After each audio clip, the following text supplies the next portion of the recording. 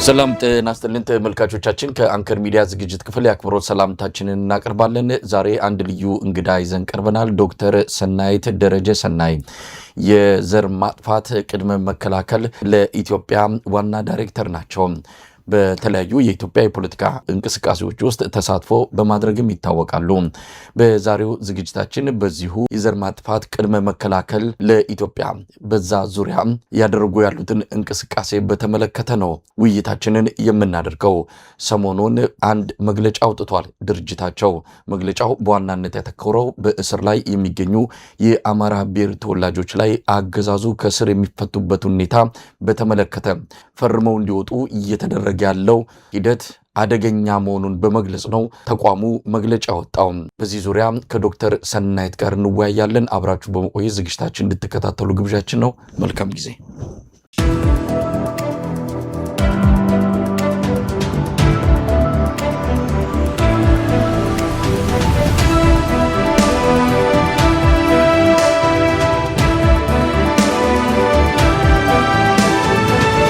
ጤና ይስጥልን ዶክተር ሰናይት። ጤና ይስጥልኝ መሳይ፣ እንዴት ነህ? እንዴት ከርመሃል? እንደምን አለሽ? ደህና ነሽ ወይ? በእርግጥ ለአንከር ሚዲያ ታዳሚዎች የመጀመሪያ ጊዜ በመቅረብሽ እንደው አዲስ ልትመስይ ትቻለሽ እንጂ በኢትዮጵያ ፖለቲካ ውስጥ በሚዲያውም እንደዚሁ ሰፊ ልምድ ያለሽ፣ ሰፊ ተሳትፎ ስታደርጊ እንደነበረ በቅርበት የማውቀው ነው። እስቲ እንደው በአጭሩ ለአንከር ሚዲያ ታዳሚዎች ነው ማናት ዶክተር ሰናይት ደረጀ? እሺ መሳይ፣ አመሰግናለሁ። በመጀመሪያ ስለጋበዛችሁኝ አመሰግናለሁ። አሁን ቅድም ያነሳውን መግለጫ እንድናጓራለን ለህዝብ እንዲደርስ ይሄንን ፋሲሊቴት ስላደረግክልኝ አመሰግናለሁ። ተመልካቾችንም አድማጮችንም እንደዚሁ ቲምህን ማመስገን ፈልጋለሁ፣ አንተንም ጨምሮ። ከዛ በተረፈ ያው ሰናይት ማናት ለሚለው ያው በስራ ህይወቴ የመጀመሪያ ዲግሪን ፎረስትሪ፣ ከዛ ሁለተኛ ዲግሪን ጂኦግራፊክ ኢንፎርሜሽን ሳይንስ እና ሪሞት ሴንሲንግ፣ ሶስተኛ ዲግሪን ደግሞ ባዮሴኩሪቲ ላይ ኢኮሎጂካል ሞዴሊንግ ነው የሰራሁት። በአጠቃላይ ኮምፒውተር ሞዴል ተጠቅሞ እንዴት የሰው ሰራሽ እና የተፈጥሮ አደጋን ቀድሞ በመተንበይ የተለያዩ ሴናሪዎችን ወይም ቢሆኖችን በመስራት እንዴት አድርገን ቀድመን በሽታ ሊሆን ይችላል፣ ጦርነት ሊሆን ይችላል፣ ኮንፍሊክት ሊሆን ይችላል፣ ድርቅ ሊሆን ይችላል፣ እንዴት ቀድመን ማኔጅ ወይ ሚቲጌት ማድረግ እንችላለን የሚል አይነት ነው ስፔሻላይዜሽን። በአጠቃላይ ግን ወደ ሰብአዊ መብቱ የመጣሁበት ሁለተኛ ዲግሪን ሰርቼ ወደ ኢትዮጵያ ስመለስ ከበፊቱንም ያው ይህንን ስርዓት ደግፍ የማቅበት ቀን የለም በህይወቴ ሁሉ ማለት ነው። ያው ጀስት 11 ዓመቴ ሲሆን ነው ኢህአዴግ የገባው አዲስ አበባ። ፍሮም ዴይ ዋን ጀምሮ በቃ ተቃዋሚ ነኝ ከዛን ጊዜ ጀምሮና ይሄ ለሁሉም ሰው ኮመን የሆነ ሰው ነው። ላደኩበት አካባቢ ማህበረሰብ፣ ለአብዛኛውም ኢትዮጵያዊ እንደምታውቀው አንተ በዚህ ይህን ስርዓት በመታገል ውስጥ አልፈሃል። ቤዚካሊ ሌላ ችግር ኖሮብን ሳይሆን በማንነት መከፋፈሉ ኦፍ ዳት ሰው ባላጠፋው ጥፋት በማንነት ብቻ ተነስቶ አሰቃቂ ነገሮች ሲፈጸምበት ኢቭን በማንነት ላይ መሰረት ያደረገው እንኳን ጥቃት የገባን ወደ በኋላ ነው። የአማራ ላይ ብቻ አንስቶ ያለው ጥቃት የገባው የነበረው ችግር ባይገባንም እንደዛ በጣም አጥብቀን የተቃወም ነው። ኢህአዴግ ያን አዲስ አበባ ሲገባ ቤዚካሊ ቤዚክ ዲሞክራሲ አለመኖሩ ሁሉም እኩል አለመሆኑ በሆነ በማንነት ብቻ የተለየ ይሄ አሁን ተረኝነት የተባለው በኋላ ኦህዴድም ሲመጣ ሲወስደው ያገኘው አይነት ነገር በህወሓትም ጊዜ ነበረ እና ያ ኢንዲኬሽን ይሰጣል የተሻለ ሳይሆን የባሰ ነገር እየመጣ እንደሆነ። ሰዎች ትንሽ የመጀመሪያ ላይ ነፃነት አለ ብለህ ወጥተህ ከልብህ ተናግረህ ስብሰባ ተጠርተህ ከዛ ና ተናገር ተብለህ ጎትተው ከወሰዱ በኋላ ሰው ይታሰራል፣ ሰው ተገሎ ይገኛል። ይሄ ኢንዲኬተር ነው ለህዝቡ የተሻለ ነገር እየመጣ እንዳልሆነ። ግን ነገሮች እየባሱ ለካ ስርዓቱ እየተተከለ ሲሄድ ኢትስ ኖት ጀስት ስርዓቱ ብቻ አይደለም የሚገለን፣ በስርዓቱ ዲፕሮግራም እየተደረገ ህዝብ እርስ በራሱ እየተጣላ ሲመጣ ሂደቱን አይተዋል አይደል? አምርሮ ተቃውሞ እየጨመረ የመጣው ለዛ ነው። ልክ መጀመሪያ ኢህአዴግ ሲገባ እንዳለው አይደለም ምሬቱ። በ5 ዓመቱ በ10 ዓመቱ በ15 ዓመቱ ስታይ ስቃዩ መከፋፈሉ በፊት ሰው ጎረቤት አብሮቶ ይቆምልሃል አሁን አይቶ የሱ ወገን ካልሆነ እኔ ምን አገባኝ እስከሚደርስብኝ ብሎ ይሄዳልና ያ አብዛኞቻችንን ግጠኛ ነኝ በዛን ውስጥ ያደግን ሰዎች ተቃዋሚ እንድንሆን አድርገናል። አብዛኛው እንደው ዶክተር ሰናይት እሱን ለማንሳት ነበረ በዋናነት የኢትዮጵያ ፖለቲካ ብዙ ነገሮችን ይገፈትራል። እንደውም ወንድ የሚሸተውን የፖለቲካ መድረክ የሚቀላቀሉ ሴቶች ተስፋ ቆርጠው የሚተውበት ጊዜ በርካታ ነው። አንቺ ለረጅም ጊዜ ነው እኔ እስከማውቀው ድረስ በፖለቲካ ውስጥ ተሳትፎ ሲኖርሽ የምታምኝበት ትክክል ነው አይደለም ሌላ ጉዳይ ነው። ግን በዚህ በጣም ጭጋጋማ በሆነው በሚናደፈው በሚገፈትረው የኢትዮጵያ ፖለቲካ መድረክ ላይ ለረጅም ጊዜ ቆይተሻል። እንደው ሴትነትን ከዚህ ከፖለቲካው ጋር በተለይ ከኢትዮጵያ አውድ ጋር እያያያዝኩ ነው።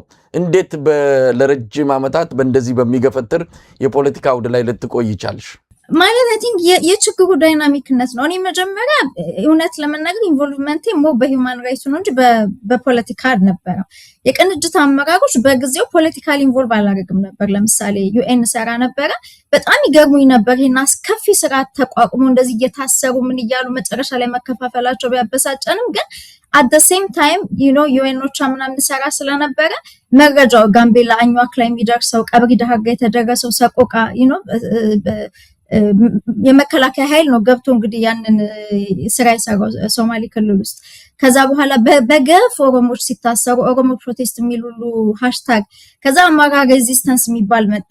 ማለት 2015 አካባቢ ግን ወደ 2010 አካባቢ ላይ ጀምሮ እነዛን ላይ የነ ምጽአት አማራን አይነት መጽሐፎች የነ ሞረሽን እንቅስቃሴ ማየት ሲጀምር ክሊርሊ እኔ ሾክ ነው የሆንኩት። ወደ አማራው ጠቅላላውን የሰብአዊ መብት ጥሰት ነበረ መረጃ ለማቀበል በተቻለ መጠን ለማጋለጥ ሞክሬ ነበርና ብዙ ጊዜ ያኛውኩም ጀኖሳይድ ይሄ ምንድነው ኤትኒክ ክሊንሲንግ ላይ ያለው ኬዝ ላይ አብዛኛውን ላይ አይ ቲንክ ሌላ ጊዜ ወደፊት እንገባበታለን። የምችለውን ያህል መረጃ ለመስጠት በተለይ በውጭ ለሚቀሳቀሱ እንትኖች እናደርግ ነበረ። የአማራው በጣም ሲስተሚክ መሆኑን በተለይ ውጭ ወጥቼ ከዛ በኋላ ኒውዚላንድ ነው ፒኤችዲ የሰራሁት ወደ ዩኤስ 2015 ከመጣው በኋላ ያንን በተለይ ይሄ የጥፋት ዘመንን አንቤ የሞረሽን ያሳተመውን የምጽአት አይ ቲንክ ጠፋኝ ያ ትልቅ መጽሐፍ ነው እና እሱ ላይ it was very shocking። ችግሩ ይኸውልህ መጀመሪያ ላይ ሰው ሆ ብሎ ተነስቶ ቅንጅት ላይ እንደዛ ፈራርሶ ስታየው ተስፋ ያስቆርጣል። አብዛኛው ሰው ከፖለቲካ ጥሎት ሄዶ ነበር። ግን ደግሞ ችግሩ ኤክስትሪምሊ ከዛም አልፎ የዲሞክራሲ እጦት ምናምን ብቻ ሳይሆን ህፃን ልጅ እንኳን ተወልዶ በማንነቱ እንደዛ እንደሚታረድ ስታይ ከተስፋ መቁረጥም አልፈህ አትሊስት ይሄ በሰው በማንነቱ መገደሉ ይቁም። ኦኬ አፍሪካ ውስጥ ናችሁ ዲሞክራሲ ብርቃችሁ ነው ምናምን እያሉን ታሽተን አንድ ቀን የሆነ ሌቭል ላይ እንደርስ ይሆናል። ግን ቢያንስ 21ኛው ሴንቸሪ ላይ መድረስ መቻል አለብን። አሁን እኮ ስታየው እንዳታቆም የሚያደርግህ እኔም ብቻ ሳልሆን አብዛኛውን ሰው ለረጅም ጊዜ እዚህ ትግል ውስጥ የቆየውን ሰው እንዳታቆም የማያደርገን ምንድነው የሰቆቃው እና ሴት ወንድ የሚለው ጋር ማየትም አትችልም። በቃ ከተረዳኸው አንድ ጊዜ እኔ አሁን ልዩነቱ ትግል ውስጥ የሚቆይና የማይቆይ ሰው the only difference ምንድነው እውነት መረጃው አለ ወይ አንተ ራስህ ታውቀዋለህ። አንተንም ማያስቆምህ ምንድነው ብዙ ጊዜ ፖለቲካ አውዱ ሲቀያየር ያመንክባቸው አደረጃጀቶች ሲወድቁ ምን ስትል ስታይ ተስፋ የመቆረጥ ፍላጎት ምንጭስ ይኖራል።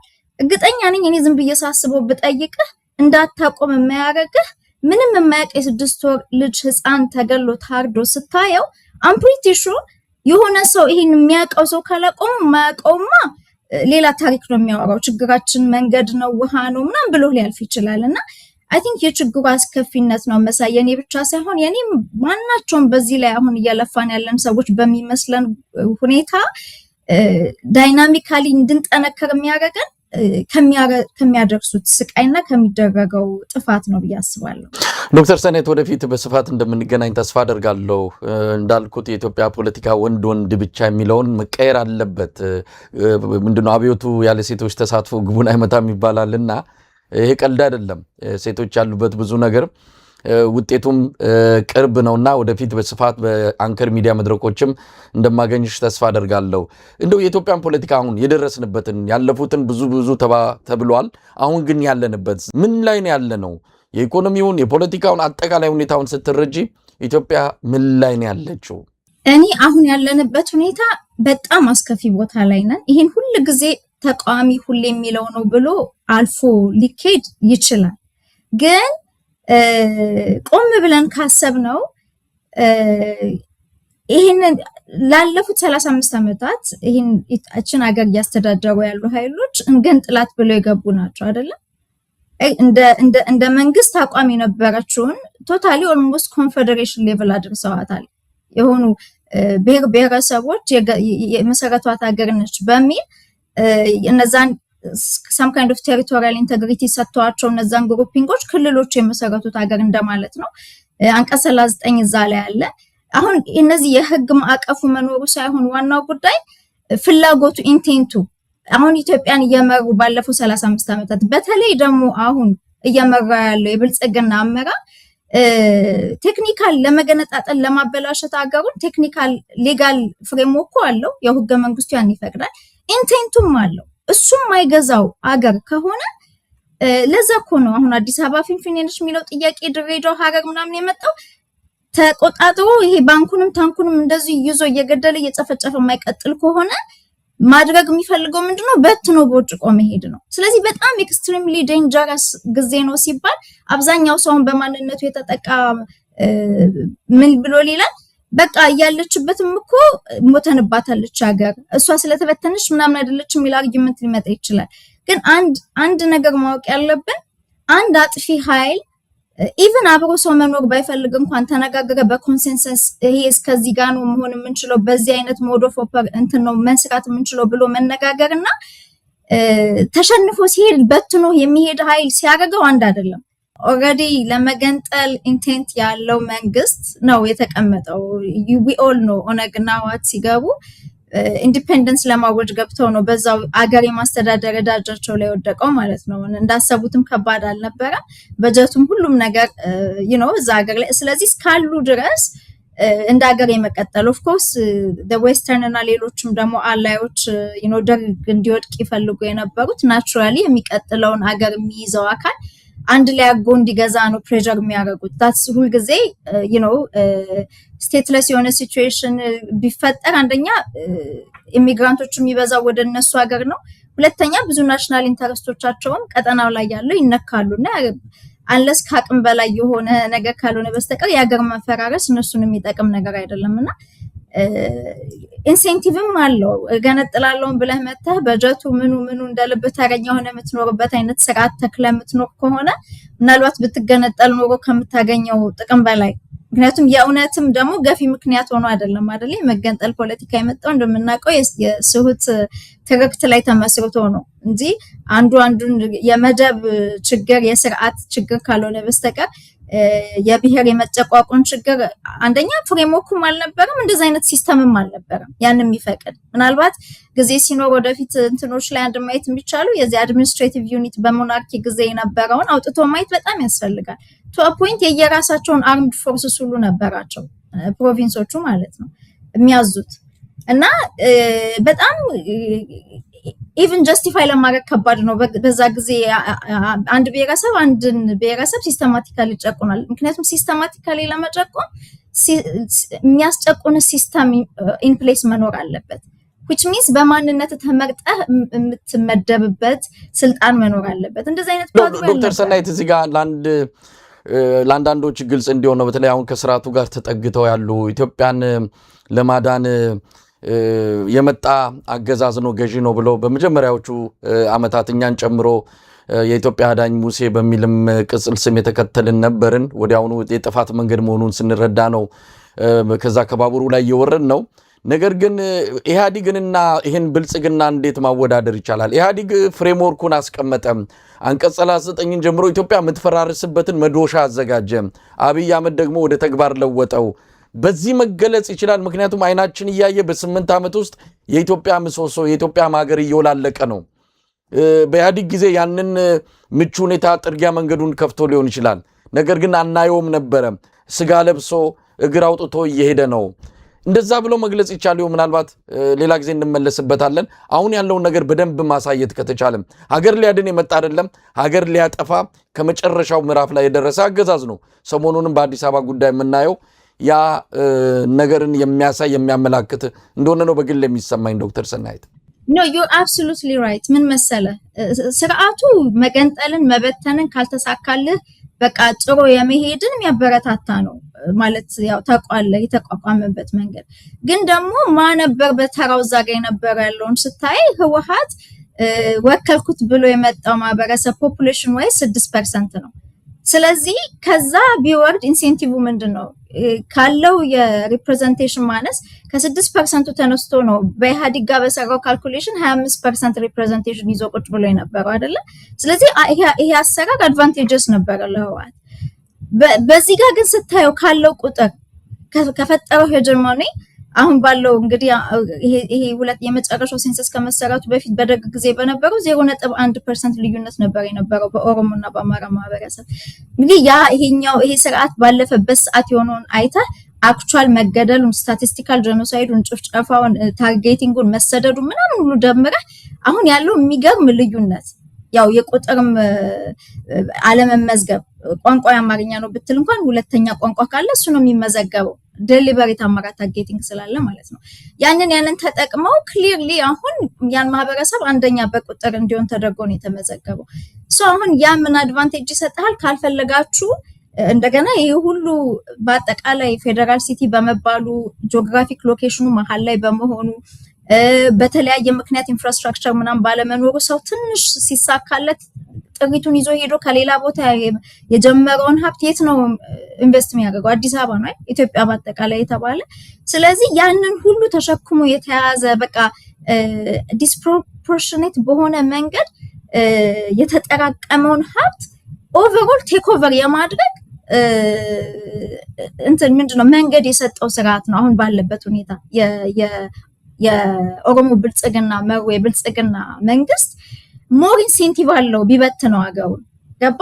አንደኛ ያንን ሀብት ኮንሰንትሬት ያደረገበትን ቦታ ከቦን የተገኘው በጣም ከዛ ወዲህ በዋይት ኤሌፋንት አይነት ፕሮጀክቶች ይሄ የሚያደርገውን ጭፍጨፋ ወንጀሉን ለመደበቅ ብዙ ከተለያየ ቦታ ኦዲት በማይደረግ መልክ በመጣ በጀት የተሰሩ ፕሮጀክቶች አሉ። ምን ያህሎቹ በኳሊቲ ተሰርተዋል አይደሉም ሌላ ጉዳይ ነው።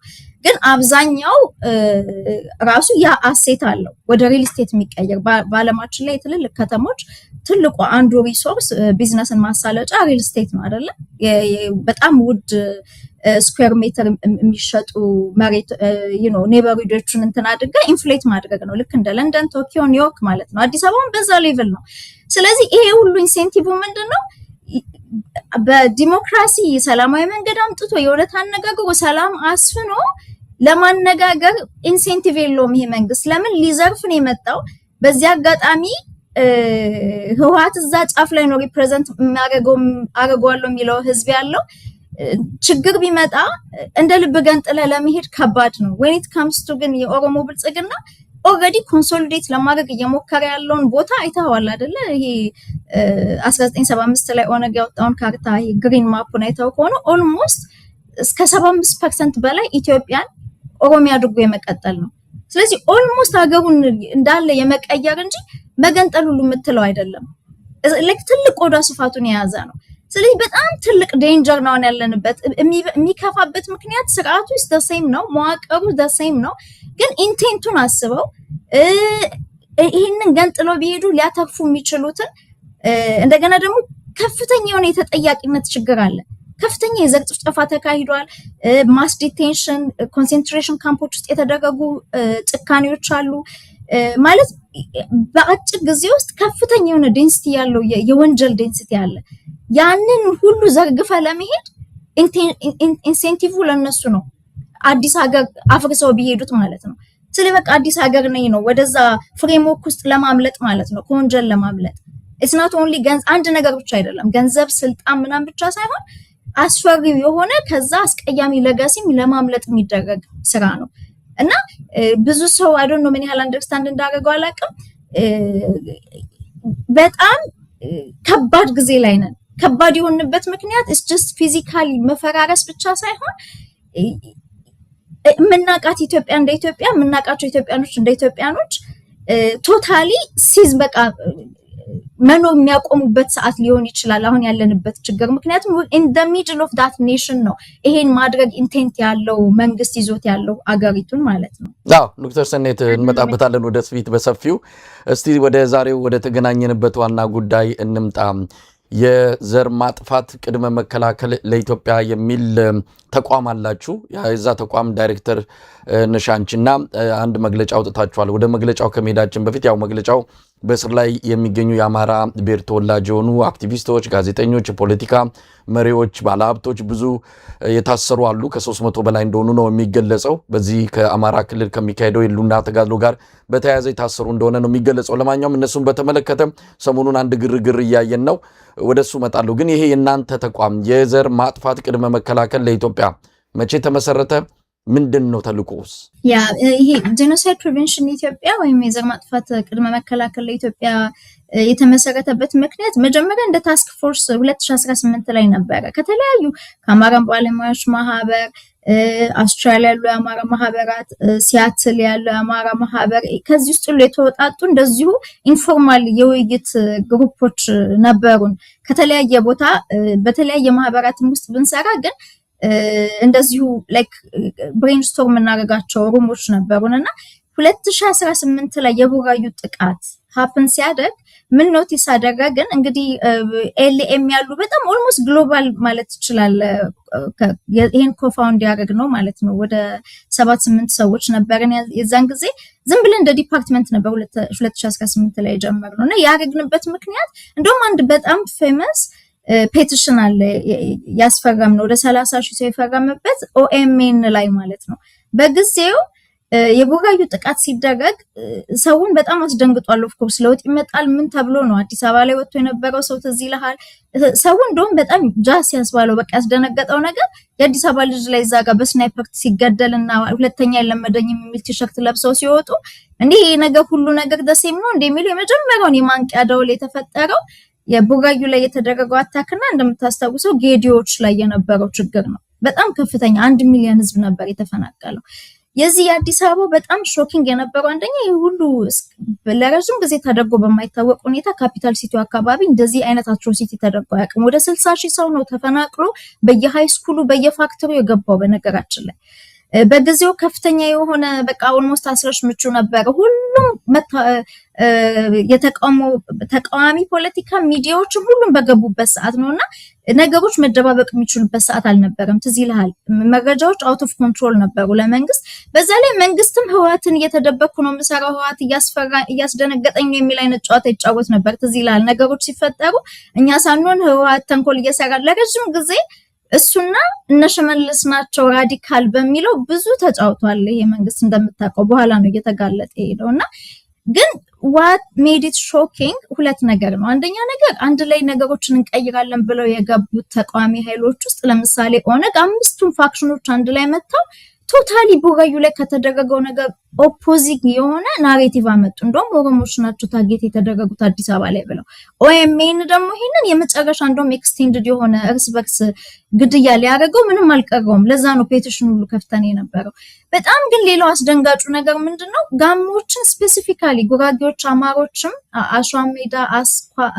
አስኮ ቡራዩ የተለያየ ቦታ ቢጠቁም የጋሞቹ ግን በጣም ፕሪሳይስ በሆነ ነበር ቤት ለቤት ያለፉ እና ይሄ ነገር ምን አይነት ጥያቄ ያስጠየቀን this is beyond just ጥቆማ አይ ከጥበንድ በዚህ ፕሪሳይስ ባጭር ጊዜ ውስጥ እንዲ ፕሪሳይስሊ ታርጌት ልታረጋችልምና ጆ ስፔሻል ዴታ ኢንኮድ አድርገውታል ማለት ነው የሃይማኖትና የዘር ማንነትን ወደሚለው እሱን ሃይፖቴሲስ ይዘን ማጣራት ስንጀምር በጣም ነው ሾክድ የሆነው ቤትህን በማንነታ አቅልመው ካርታ ማውጣት የሚችሉበት ደረጃ አትሊስት ለአዲስ አበባና ለአካባቢው እንደሰሩ ተረዳን ማለት ነው ይሄ የዘር ማጥፋት ኢንቴንት ላለው መንግስት ኦሬዲ ስቨርስ ትልቅ የጥፋት ትምክት ለተበተነበት መንግስት እንደዚህ አይነት ካፓቢሊቲ ጨመክ ማለት የዘር ማጥፋቱን በጣም በሚገርም ኤፊሺየንሲ መስራት ይችላል ማለት ነው ያ ስላስደነገጠን ይሄ አሰራር ይሄ በካድስተር ሌቭል መመስገብ ሌሎች ከተማዎችም እየቀጠለ አዲስ አበባም ላይ እንደዚህ ተተግሞ ከቀጠለ አንድ ትልቅን ማህበረሰብ በ5 አመት በ10 አመት ጨርሰዋል ብለ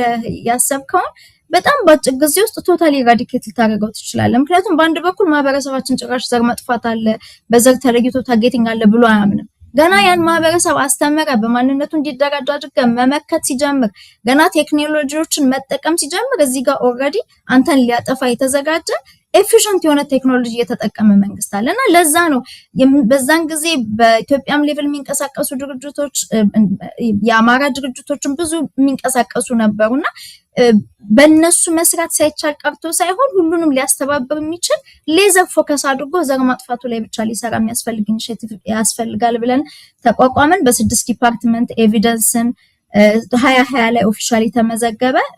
ኤቪደንስ እና ዶክመንቴሽን፣ ሌጋል አድቮካሲ እና ዲፕሎማሲ፣ ፒአር እና ሌዞን እና ካውንተር ኢንተለጀንስ ምንድነው ይሄ ቼን ኦፍ ኮማንድ የነሱን ተገዳዩን ብቻ ማውራት ሳይሆን ገዳዩ ማን ነው የሚለው ላይ ዳታ የሚሰበስብ ዲፓርትመንት እና ከእግዚአብሔር ጋር ሁሉ ነገር አልፎ ጀስቲስ ጋር ከደረስን ደግሞ ዲፕ ፕሮግራሚንግ ዲፓርትመንት ካሁኑ መታሰብ ስላለበት ለምን የምትከሰው ዳይሬክት ኢንቮልቭ ያደረገውን ነው። ግን በጥላቻ የተዋወረውን ማህበረሰብ ደግሞ የግድ ያው በጀርመኖቹ ጊዜ ዲናቲፊኬሽን እንደነበረው ዲፕ ፕሮግራሚንግ ስቴጅ ያስፈልገዋል በሚል በዛ መልክ ተዋቅሮ ስራ ጀመረ ማለት ነው።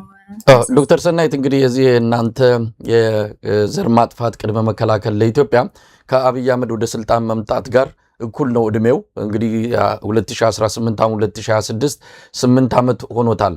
አሁን በ2020 ነው ህጋዊ ሰውነት ያገኘው የሚልም ነገር ተነስተዋል። በእርግጥ ካላችሁ አጠቃላይ እንቅስቃሴ አንጻር እንደው ምን የተሳካ ስራ ሰርተናል ብላችሁ ታምናላችሁ? ኢትዮጵያ ውስጥ ምናልባት ከብልጽግና መምጣትን በፊት በብዙ አካባቢዎች የዘር ማጥፋት ወንጀሎች ተፈጽመዋል። የዘር ማጥፋት ወንጀል ተፈጸመብን የሚሉ ማህበረሰቦች ቁጥራቸው ብዙ ነው።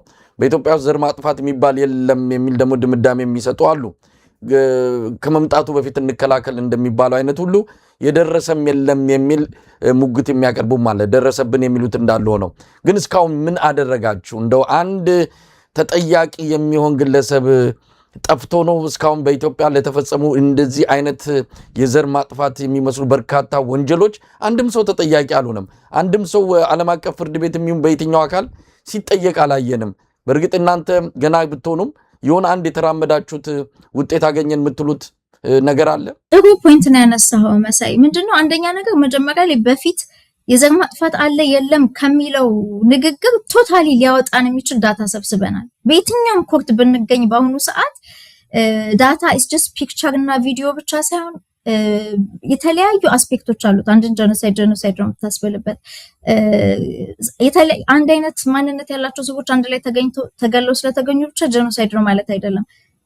ፖለቲካ ተቃውሞ ሆኖ በአጋጣሚ አንድ አይነት ማንነት ስላለባቸው በማንነታቸው ሳይሆን የተጠቁት እሱ በፖለቲካ ነው።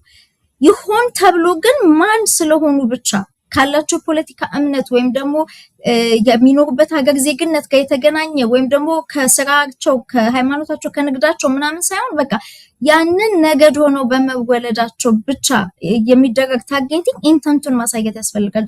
ጀኖሳይድ ነው ለማለት ህጋዊ መዋቅሩን እነዚህ አሁን ስልጣን ላይ ያሉ አካላት ስልጣን ላይ ከመሆናቸው በፊት ብለው ኢንቴንሽናቸውን በሚያሳይ ሁኔታ ያዘጋጇቸውን ዶክመንቶች፣ ያረጓቸውን ሚቲንጎች፣ ያወጧቸውን መግለጫዎች፣ ያረጓቸው የነበሩ ህዝባዊ መዝሙሮች፣ የትግል ግጥሞች እነዚህ ሁሉ ተሰብስበው አንደኛ ኢንቴንቱን በየትኛውም ኮርት ኦፍ ሎው ማለት ነው የተደረገ ያለው ነገር ጀኖሳይድ መሆኑን ማሳይ በሚችልበት ሁኔታ ጠቅላላ ፍሬምወርኩን ይዘናል ማለት ነው። አንደኛ የራሱ ወንጀሉ ያ ወንጀል መሆኑን የሚያሳይ ዳታው not only limited to picture እና ቪዲዮ ብቻ ሳይሆን አንደኛ ነገር ጂኦስፔሻሊ ታግድ ነው። ይሄ ዳታው በዲስኢንፎርሜሽን የተመረዘ ወይ የሌላ ማንነትን የኛ ነው ተብሎ የተቀመጠ ወይም ደግሞ ሰዓትና ቦታው ያልተስተካከለ አይደለም። ይሄ አሁን ለጊዜው እንግዲህ ለምን ከበደ ወደ ኮርት መውሰድ የሚባለው ያው ኢትዮጵያ ጁሪስዲክሽኗን የሮም ስታቱትን ስላልፈረመች በቀጥታ ወደ አይሲሲ መውሰድ የራሱ የሆነ ከባድ ችግር አለው። ግን በከፍተኛ የሆነ የአድቮካሲ ኔትወርክ ተሰርቶ ዘር ጭፍጨፋ አሁን አይተህ እንደሆነ በፊት አማራ ጄኖሳይድ ከ10 ዓመት በፊት የሚል ሰው በጣም ጥቂት ነበረ፣ ሜቢ ነጋሽ ተክሌ። አሁን በኋላ ግን ሰው አንደርስታንድ አድርጎ ለሌላ ጉዳይ ለፖለቲካ እንኳን ስልጣን ወስዶ የተሻለ ስርዓት መስርቶ ለመኖር እንኳን የተደራጁ ድርጅቶች እንኳን የፍትህና የሰብአዊ መብት የሉና ጥያቄውን አስቀድመው ሌላውን ወደ ጎን ትተው ልዩነታቸውን ወደ ጎን አድርገው መሬት ላይ ታጣቂ ያሉትም ታጣቂ ኃይሎች የሆኑ ከውጪ በአድቮካሲም በዲፕሎማሲ የሚሰሩ በኮሚኒቲ ሌቭልም ኦርጋናይዝ የሚያደርጉ ሰዎች ፕራዮሪታይዝ ያ እንዲደረግ የተደረገበት ምክንያት ከፍተኛ የሆነ አድቮካሲ ስራ በየሁሉም እርከን እየተሰራ ነው። አሁን ያ የጂፒ ስራ ብቻ አይደለም፣ ግን እንደ እርሾ ሆኖ በየቦታው አጀንዳው ያ እንዲሆን በምንገኝበት ስብስብ ሁሉ ያንን እንገፋለን። ያ አድቮካሲ ገፍቶ ሲመጣ ነው በሴኩሪቲ ካውንስል በፊት በኩል ወደ አይሲሲ እንዲመራ ማድረግ የሚቻለው። ምክንያቱም የኛ የሮም ስታቱት ፈራሚ ባለመሆኗ ኢትዮጵያ አውቶማቲካሊ የተወሰኑ አቶርኒ ጀነራሎች እንትን ተብለው አሳይን ተደርገው ወደዛ እንዲመራ ኬዝ ማስገባት ማንችልበት ምክንያት ያ ነው። ግን በዛ ሁሉ ውስጥ የተለያዩ ጊዜ ኮሚሽኖች ሲቋቋሙ ለምሳሌ ኤቪደንሶች አስገብተናል። አሁን አይሲኤችአር ባለፈው የተቋቋመ ጊዜ ፕሮሰሱ ችግር እንዳለው በሰፊው ኢቨን ኒውዮርክ ያለው የጄኖሳይድ ፕሪቨንሽን ዲፓርትመንት ሄደን ኢቨን ዶ ጄኔቫ ነበረ ማንዴት የነበረው ኮሚቴው የተቋቋሙት እዚህ ላይ አይሲኤችአር የሚለው ኮሚሽን ትግራይ አፋርና አማራ የነበረውን ጦርነት ለማየት በተደረገው ስራ የነበሩትን የሂደት ችግሮች በአጠቃላይ ሪፖርት አድርገን አስገብተን ኒውዮርክ ኦፊሱ አስገብተናል። በዛም ጄኔቫ ተደርጎ የነበረው ትልቅ ፕሬስ ኮንፈረንስ ሪፖርት ያደረጉበት ኒውዮርክ እንዳይደገም ማድረግ ችለናል። ምክንያቱም በጣም ባያዝድ የሆኑ አሳሳቢና ያልተስማማንባቸው እንትኖች ወጥተው ስለነበረ ለምሳሌ ማይካድራን እንደ አንድ ኢንሲደንት ኢንቨስቲጌት ያለማድረግና ኢቭን ታርጌት የተደረገው ማህበረሰብንም ሪፖርት አለማድረግ። ምክንያቱም በተለይ በዛ በሰሜኑ ጦርነት ጊዜ ዋን ኦፍ ትልቁ ዴስቶል ከሲቪሊያን ታርጌቲንግ ጋር ሌሎችም ቢኖሩም ማለት ነው በትግራይም በአማራም በአፋርም የተመዘገቡ ኢንሲደንቶች ቢኖሩም ትልቁ ዴስቶል ማስማሳካር የማይካድራው ነው እንግዲህ እንደምናስታውሰው። እና ሌላ የኤቪደንሶች መኖር አድቮካሲ የዲፕሎማሲ ስራ በመስራት ተነጋግሮ ሄዶ ሂውማን ራይትስ ዲፌንደሮች ጋዜጠኞች መሬት ላይ ሄደው አይተው ተሳትፈው ችግሩን እንዲያዩት ፋሲሊቴት ማድረግ መረጃ ለተለያዩ ፎሬን አገሮች ለምሳሌ ለስዊድን ለፊንላንድ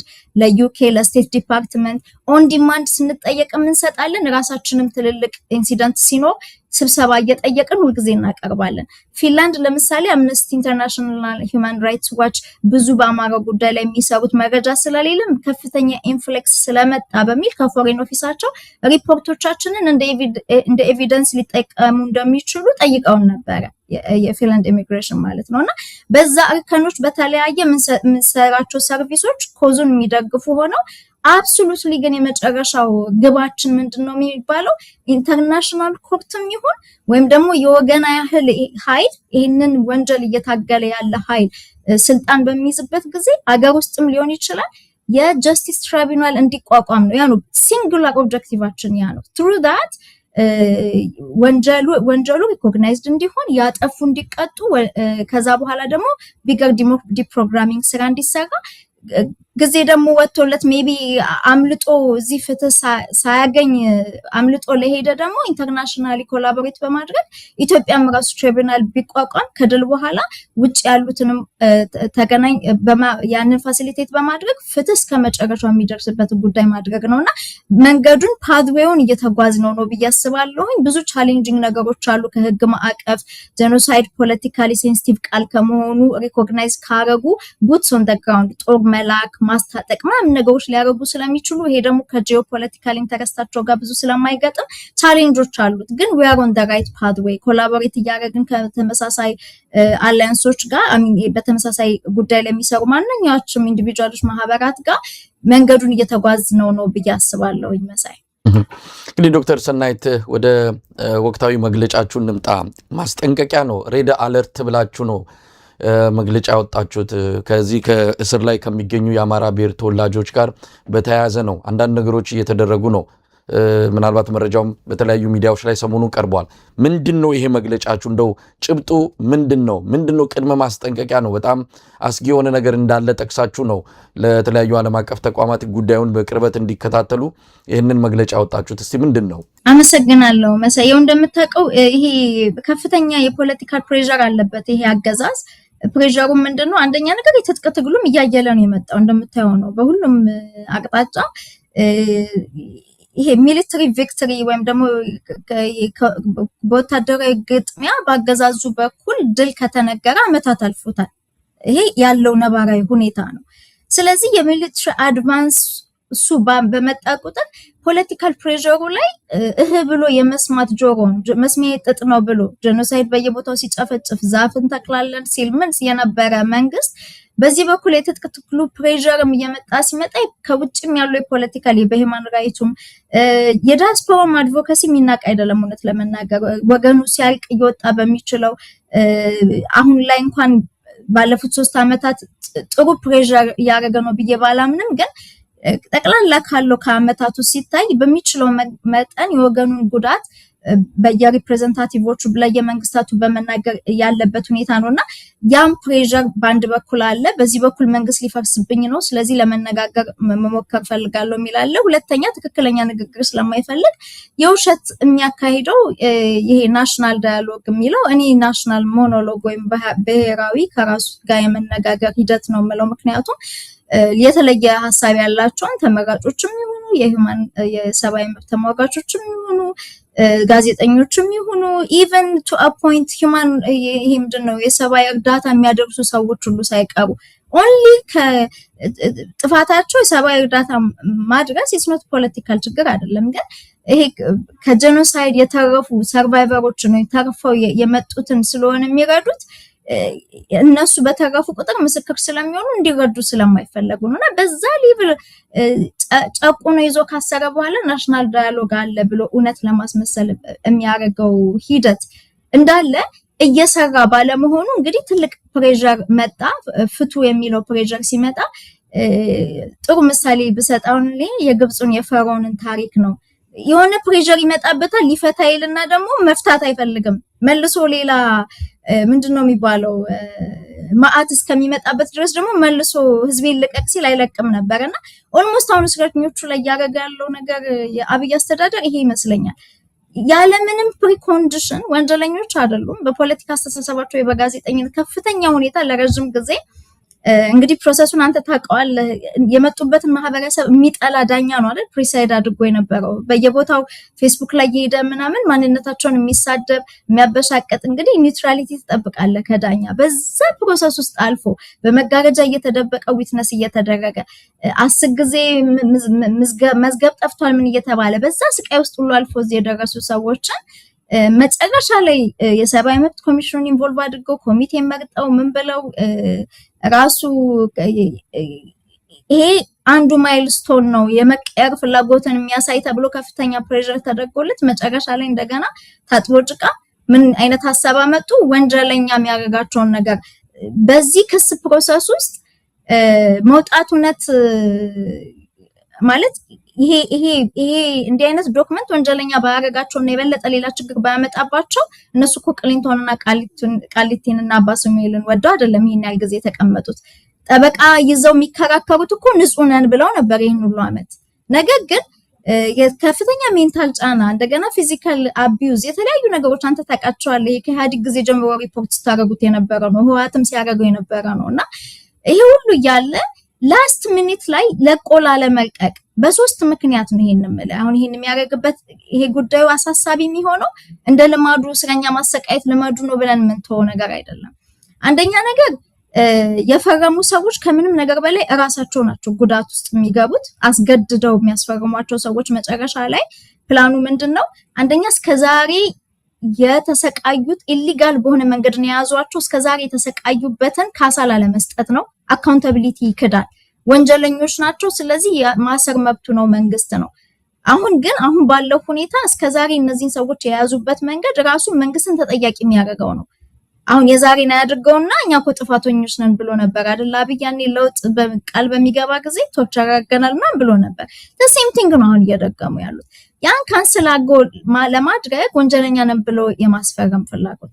ሁለተኛውና በጣም አስቀያሚው ብዙ ሰው መፈረም አለመፈረሙን ነው ያየው። ግን ሊፈቷቸው ያሰቡት ከ1300 ምናምን ሰዎች በአል ላይ 200 በማይካድራ በዘር ጭፍጨፋ ተጠርጥረው የገቡ ሌሎችም ደግሞ እንደዚሁ ከሸኔ ጋር ከሌሎችም የተለያዩ ፋክሽኖች አሉ ከወለጋና ይሄ ከአዲስ አበባ ውጪ ባለ መስመር ላይ ኪድናፕ በማድረግ ገንዘቡን ተቀብሎ በመግደል ምናምን ብዙ ኢንቮልቭ ያደረጉ ሰዎች በዚህ የተጠየቁ ሰዎች ጋር አንድ ላይ አምነስቲ ነው አይደል? ይሄ ምንድነው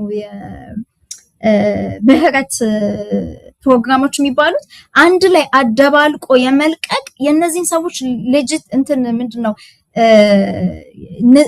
ንጹህነት ወይም ደግሞ የታሰሩበትን አውድ ለማደብዘዝ የሚደረግ ሙከራ ነው። በመጀመሪያ በግድ ለማስፈረም እነሱን ልክ በዘር ማጥፋትና በተለያዩ እንደዚህ በዋር ክራይም በጣም የሚገርም ነው ሊስቱ። ለምናውቃቸው ሰዎች እኔ እንዴት በምን መልክ እንደተያዙ ምን እየታገሉ እንደነበር ለሚያውቀው ህዝብ እንኳን እኛ ኢንተርናሽናል ኮሚኒቲ ያውቃል እስከ ጥግ አድቮካሲ ስለተሰራ እነዚህን ሰዎች በዚህ ለመክሰስ መሞከር አስቂኝ ሆኖ ሳለ ግን ነገሩን ለማጥበቅ ኖት ኦንሊ ወንጀለኛ ናችሁ ብቻ ሳይሆን ከእንደዚህ አይነት ወንጀለኞች ጋር ነው እየለቀቅናችሁ ያለ ነው። ስለዚህ አደገኛ የሚያደርገው በትርክት ደረጃ አንደኛ ዋጋ የከፈሉ ሰዎችን ችግር ውስጥ መክተት ነው። ሁለተኛ ራሳቸውን አካውንታቢሊቲ ለማውረድ ነው። እስከዛሬ የሄዱበት መንገድ ስህተት እንዳልሆነ ለማስመሰል ነው። ሶስተኛና ዋናው ግን ናሽናል ዳያሎጉ ማንኛውም እነሱ ሊቆጣጠሩት ከማይችሉት ነፍስ ያለው የሚመስል እነሱ የሚጠሉትን ማህበረሰብ ወክሎ መጥቶ ኮዙን እስከ ጥግ የሚያውቅና ሊያናፍጣቸው የሚችል ሰው አብሮ ተቀምጦ እንዲወያይ አይፈልጉም። ስለዚህ ኦብቪየስሊ በወንጀለኝነት ጀስት ኢን ኬዝ ኢንተርናሽናል ኮሚኒቲው ገፍቶ እነሱን አምጣ ዳያሎግ ላይ እንዳይላቸው ኦልሬዲ ዲተር የማድረግ ስራ ነው። ሶ ቤዚካሊ ሶስቱንም ነገር ስታየው አስቀያሚ ፖለቲካል ስኪሚንግ ነው። በዚህ መሃል ግን ፎከስ ማድረግ ያለብን ያው for whatever reason ይሄንንም ነገር ፕሮቴክት ማድረግ ያለብን አሁን አንፈርምም ብለው ሊስት የተደረጉ 30 ሰዎች አሉ። እነዛ ሰዎች ላይ አካል ጉዳት ሊደርስ ይችላል። የሜንታል ሴክሹዋል አቢዩዝ ይሄ ሜንታሊ በጣም ኤክስትሪም የሆነ ስትሬስፉል የሆነ ሲቹዌሽን ብዙ ነገሮች ሊደርሱ ይችላሉ። ይሄ ለዚህ አይነት አገዛዝ አዲስ አይደለም። ህወሓትም ሲያደርገው የነበረው በኢህአዴግ ጊዜ ሲደረግ የነበረ ስለሆነ ይሄንን ጠንክሮ ገፍቶ ያንን ጫና እንዳያደርጉ ማድረግ የሚጠቅመው ምንድነው? ሁለት ነገር ነው። ሁለተኛ ነገር for whatever reason አስገድደው ብዙ ስቃይ ውስጥ ያለፉ ሰዎች ናቸው። የቀሩት ማጆሪቲ ፈረሙ የተባሉትን ውድቅ ለማስደረግ ይረዳናል። ምክንያቱም አንድ መንግስት አንደር ዱረስ ወይም ደግሞ በግድ አስገድዶ ምንም አይነት ነገር የማስፈረም መብት የለውም፣ እንኳን እንደዚህ አይነት ከፍተኛ ፖለቲካል ፕሬሸር ኖሮበት ማለት ነው። ስለዚህ አሁን ሁለት ኤጅድ እንትን ነው ስለት የሚሆነው ማለት ነው። አንደኛ ይሄንን እነዚህን አንፈርም ያሉት እንደ እርሾ መጠቀም ይቻላል። እነሱንም ፕሮቴክት ማድረግ ያስፈልጋል ከፍተኛ ጫና እንዳይደረግባቸው። ሁለተኛ through that advocacy መንግስት የያዘውን በእጁ ላይ ያለውን ራሱ እየደበደበ ሲፈልግ ለብቻ እያሰረ ሲፈልግ በጣም ከፍተኛ የሆነ በሽታ ውስጥ እያለፈ ህመም ያለበትን ሰው ሆስፒታል አልክም እያለ የሚሄድበትን መንገድ ላይ የማስፈረም መብት እንደሌለው ቶታሊ ውድቅ እንደሆነ አድቮኬሲውን መስራት በዛው ይቻላል። በዛ መልክ አንኮንዲሽናሊ እንዲለቀቁ ምክንያቱም ምንም አይነት አይደለም ናሽናል ዳያሎግ ይቀርና ምንም አይነት ንግግር ማድረግ እችላለሁ ብሎ ጫፉን ለመክፈት ራሱ ማለት ነው። ህዝቡ ይቀበለው አላይቀበለውም ሌላ ነገር ነው። ግን ምንም አይነት እንደዚህ አይነት ስለ ሪኮንሲሊዬሽን ከማውራቱ በፊት ይሄ በጣም ቀላል ነው አይደለ? የ2 ዓመት ልጅ ሊያውቀው የሚችል ነገር ነው። ያለምንም ጥፋት ያሳካውን ሰው አንኮንዲሽናሊ መልቀቅ አለብህ ማለት ነውና እኛም እዛ ላይ ያወጣናቸው ነገሮች ሰብአዊ መብት ድርጅቶች ይሄንን ፕሮሰስ እንዲያስቆሙ፣ ሁለተኛ ነገር ደግሞ አምነስቲ ለማንኛውም በፖለቲካ ምክንያት በማንነቱ ታርጌት ሆኖ ለተያዘ በጆርናል ወይም ደግሞ ጋዜጠኛ ስለሆነ የሰማይ መብት ተከራካሪ ስለሆነ የታሰረን ያለ ኮንዲሽን እንዲለቀቅ አሁንም ያለ ምንም ፕሪኮንዲሽን እንዲለቀቅ ፕሬሸር ማድረግ ሁሉንም ማለት ነው። እንግዲህ እስከ 300 ምናምን ሊስት አሉን በቅሊንጦ፣ ቃሊቲ፣ አባ ስማኤል ሌሎችም ቦታዎች አሉ። በየኮንሰንትሬሽን ካምፑና ደግሞ በየኢቨን ፋክተሪው ምናምን ደግሞ በየመጠለያው ደግሞ ስማቸው ያልተዘረዘረ ክስ ያልተመሰረተባቸው ደግሞ አንዴ ፋኖ ናችሁ አንዴ ይህን ኦፐሬሽን አጋችኋል እየተባሉ በአሰቃቂ ሁኔታ የተያዙ ደግሞ በጣም እልፍ አማሮች ወይም ደግሞ እንደውም መንግስትን ተቃውሟቸዋል የሚባሉ ደግሞ ሰዎች ስላሉ እነሱንም ጨምሮ ሙሉ በሙሉ እስረኛን ንጹሃን እስረኞችን የማስለቀቅ አድቮኬሲ መስራት አለብን። በመጨረሻው ደግሞ ቤዚካሊ ይሄ አሁን እየተደረገ ያለው ናሽናል ዳያሎግ ጉዳቱ ከዛ አልፎ የሌለን ነገር እውነት ለማስመሰል እዚህ ድረስ እስከመሄድ የታሰሩትን እስከማሰቃየት ሰዎችን ተጠቂ ረድታችኋል ምናምን እያሉ የሚፈሯቸውን ሰዎች ወደዚህ ፕሮሰስ እንዳይገቡ የሚፈሯቸውን ፖለቲከኞች እስከማሰቃየት እስከማፈን እየተደረሰ ስለሆነ ከጥቅሙ እንደውም የበለጠ እነሱ ያለ ካሉት ጥቅም ጉዳቱ እያመዘነ ስለሆነ አገራት ኢንዶርስ እንዳያረጉት ይህንን ፕሮሰስ ለመጠየቅ የሚወጣ ኖቲስ ነው መሳይ። ዶክተር ሰናይት ስለ ጉዳዩ በቅርበት እንከታተላለን። በእውነት አስደንጋጭ ነገር ነው። አንዳንዶቹ የአማራ ፋኖ ትግል ከመጀመሩ ማለት የ3 ዓመቱ ትግል ከመጀመሩ በፊት የታሰሩም ጭምር ናቸው። አሁን በአማራ ክልል ለተፈጸመው የሰብአዊ መብት ጥሰት፣ ግድያ፣ ንብረት ውድመት ሁሉ ተጠያቂ ነን ብለው እንዲፈርሙ እየተደረገ ያለው እነሱ እስር ቤት ሆነው የተደረጉ የመንግስት ውድመቶችን ጭምር በኃላፊነት ራሳቸው ላይ ተመዝግበው እንዲወጡ ነው ግዴታ እየተጣለባቸው የሚገኘው። እንደው ምን ደረጃ ላይ ደርሷል? አሁን 30 እስረኞች አንፈርምም ብለዋል። እንፈርማለን ያሉት የሚያቀርቡት የተለያየ ምክንያት ይኖራል። እንግዲህ በእነሱ ጫማ ውስጥ ሆነው ነገሩን መለካትም ይከብዳል። አንዳንዱ ቤተሰቡ እንዲቸገር ተደርጓል። በግልም የሚመጡልን መልእክቶች ያሳዝናሉ።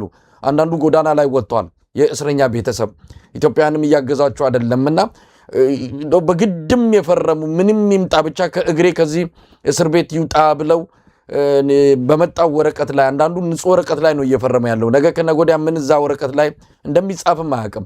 እናንተ አሁን ባላችሁ መረጃ ምን ደረጃ ላይ ይገኛል ይሄ ጉዳይ? ከተነሳ ጊዜ ጀምሮ ብዙ ነገሮችን እንሰማለን። አሁን መጨረሻ ላይ ምን ተደረሰ? ለብቻ ለይተዋቸው በተለይ ያልፈረሙት ላይ ጫና እየተደረገ ነው። ግዴታ ሌሎች ሰቆቃዎችንም ማስፈራራቶችም ካሉ አናቅም። ግን አሁን በእናንተ መረጃ ምን ላይ ይገኛል? አሁን ሬድ አለርት ብላችሁ ነው ያወጣችሁት። ምን ላይ ናቸው? ቴንኪዩ መሳይ። አንድም በጣም በደንብ አይተዋል ነገሩን። አንድም የዘገየንበት ምክንያት ይሄ ጉዳይ እንግዲህ ወራት ያልፉታል። ትዝ ይላል እንግዲህ በጣም ቆይቷል። ሰብአዊ መብት ኮሚሽን አዲስ ከተመደበ በኋላ ፖለቲካል ፕሬሸሩ በጣም በሚጨመርባቸው ጊዜ ሄደው ማነጋገር ከጀመሩ እስረኞችን በጣም ቆይቷል። የኮሚቴ መረጣ ሲደረግ ሰው ሲወከል ምናምን ብዙ አይነት አጀንዳ ሲመጣ የቆየ ነገር ነውና ዝም ብለን ስንከታተለው የነበረ ነገር ነው። ዝም ማለት ሳይሆን አክቹአሊ ያለ ፕሪኮንዲሽን እንዲፈቱ ጠንካራ በሆነ ሁኔታ አድቮካሲ ስንሰራ ነበረ። ይሄም አሁን ይሄ ፕሮሰስ ስለተጀመረ ሳይሆን ከዛ በፊት ላይክ ኤቭሪ ታይም አንድ ማንም እስረኛ ይታሰር ገና ሲታሰር ጀምሮ የተነሳበትን ሁኔታ በምን እንደታሰረ የንጹሃን የታሳሪ የመረጃ ካርድ እንሰራለን እና በዛ መልክ የተከታተልን በምንችለው መጠን እኛ ባሉ ኔትወርኮች ይህንን መንግስት ወይ ከዕዳ ጋር በተገናኘ ወይ ከፖለቲካል አላያንስ ጋር በተገናኘ ወይ በተለያዩ ምክንያቶች ወይ ፖለቲካል ፕሬሸር ማድረግ የሚችሉበት ሲቹዌሽን ላይ የሆኑ አገራት ጋር ይህንን መረጃ ሁሉ ጊዜ ለመስጠት እንሞክራለን እና ለረጅም ጊዜ ያለ ምንም ፕሪኮንዲሽን እንዲፈቱ ነው እኛ ጫና ስናደርግ የነበረውና ያንን ስቲል ማድረግ የሚቻል ከሆነ በሚል ይሄ ጭምጭምታ በተነሳም ጊዜ ለረጅም ጊዜ ምንም ነገር አላወጣንም ነበር።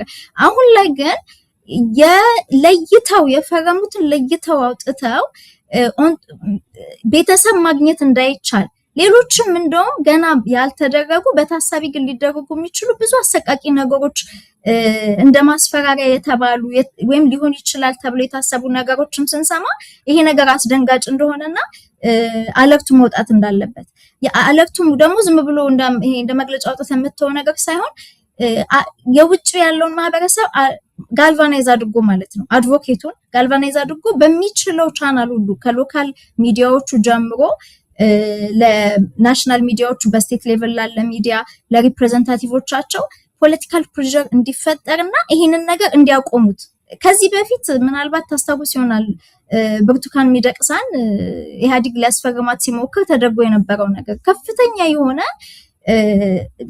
ያው ከፍተኛ ፕሬሸር ሶሊታሪ ኮንፋይንመንት ነበረ። ብዙ ስቃይ ውስጥ ነው እንግዲህ በዛን ጊዜ የነበሩ ታሳሪዎች ያለፉት። አሁንም እንደዛ ነውና ሰው በውጭ በኩል ባወቀውና ህዝቡ በተቃወመው ቁጥር አንደኛ ነገር ኔጋቲቭ ፊድባክ ነው የሚያመጣባቸው። እዚህ ጋር ለመስራት እየሞከሩ ያሉት ፖለቲካ ናሽናል ዳያሎጉ ህዝቡን አንድ እያደረገው ነው የሚል ነው አይደለ? በዛ ግልባጭ ደግሞ ታሳሪን በግድ አስፈርመህ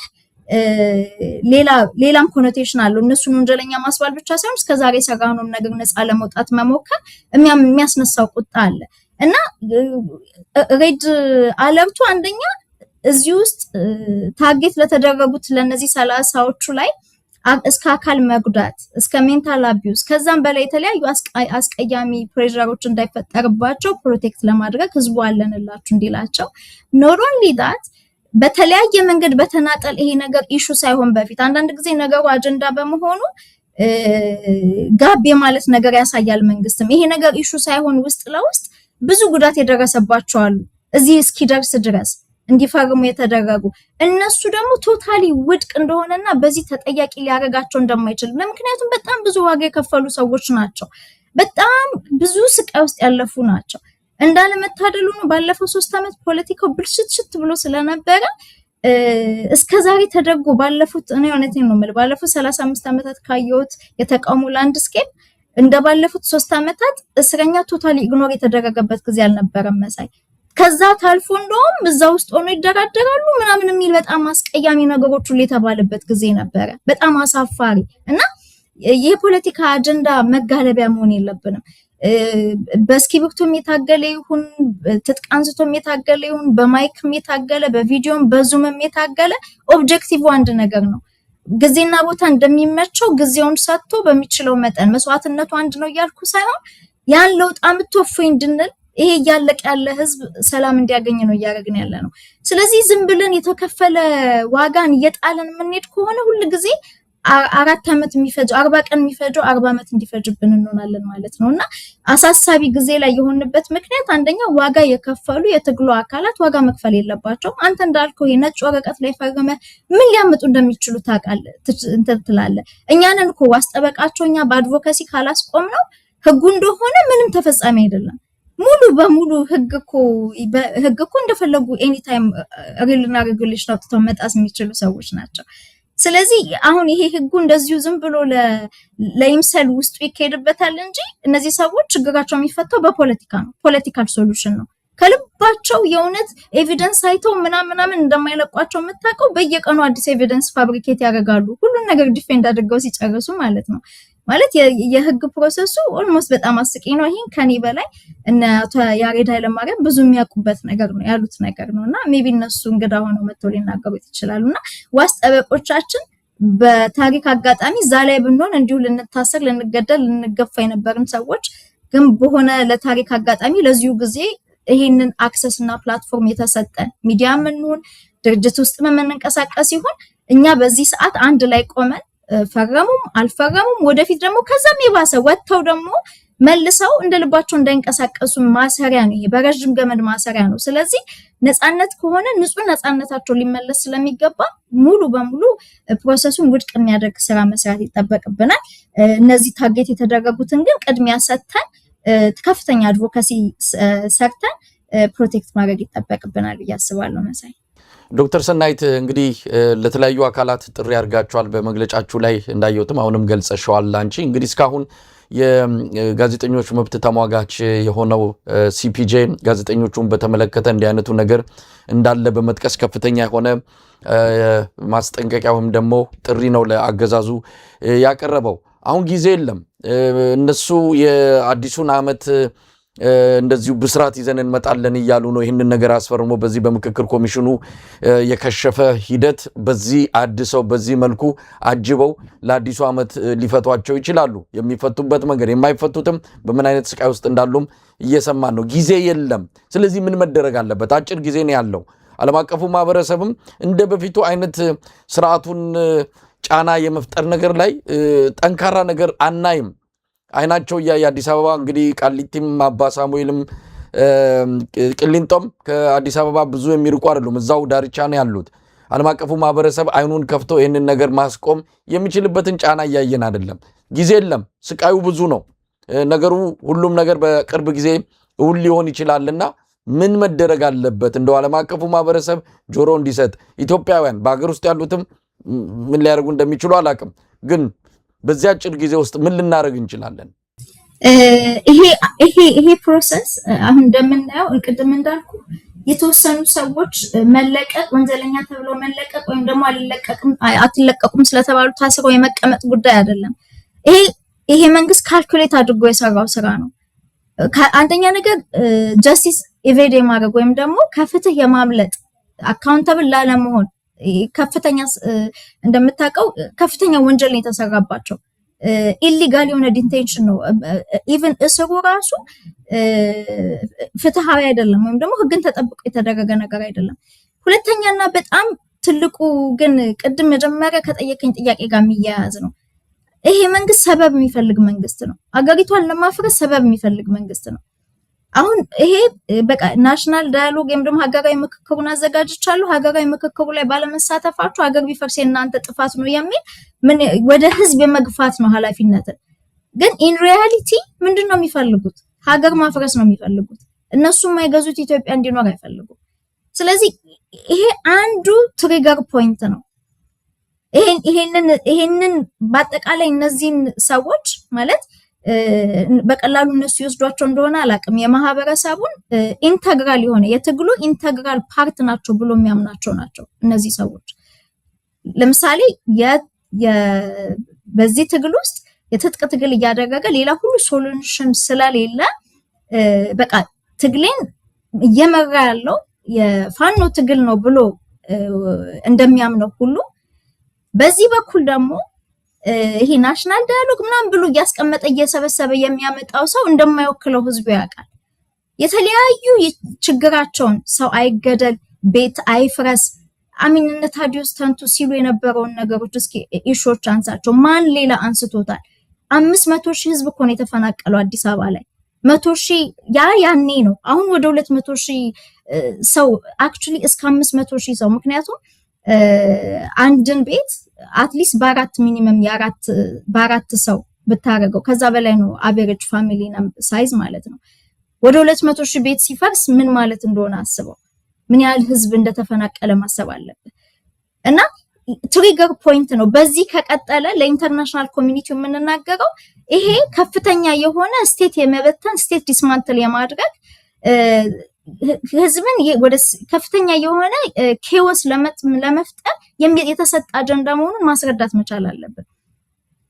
ምክንያቱም ወኪሌ ናቸው የሚሏቸውን ሰዎች ነው የህዝቡን በፊት እንዳይናገሩ ከለከሏቸው፣ ሁለተኛ ወደ እስር ቤት አስገቧቸው፣ ከዛ ደግሞ ጭራሽ ወንጀለኛ ናቸው ብለው ያወሯቸዋል። ከንቀታቸው ብዛት ከዘር አጥፊዎችና ከምንድነው አግተው ገንዘብ ይቀበሉ ይረሽኑ ከነበሩ ሰዎች ጋር ቀላቅለው እያስወጧቸው ነው። በጣም ለመረረው ህዝብ ይሄ የመጨረሻው ደረጃ ትሪገር ፖይንት ነው። ስለዚህ አውቀው የሚያደርጉት ነገር ነው። በአንድ በኩል ምንድነው እዚህ ጋር እያሉ ያሉት አዲስ አበባ የኦሮሚያ ነች እያሉ ነው። ይሄ አሁን ትሪገር ፖይንት ነው ለህዝቡ። ህዝቡ በጣም መሮታል። ያንን መሸከም የሚችል ጫንቃ የለውም።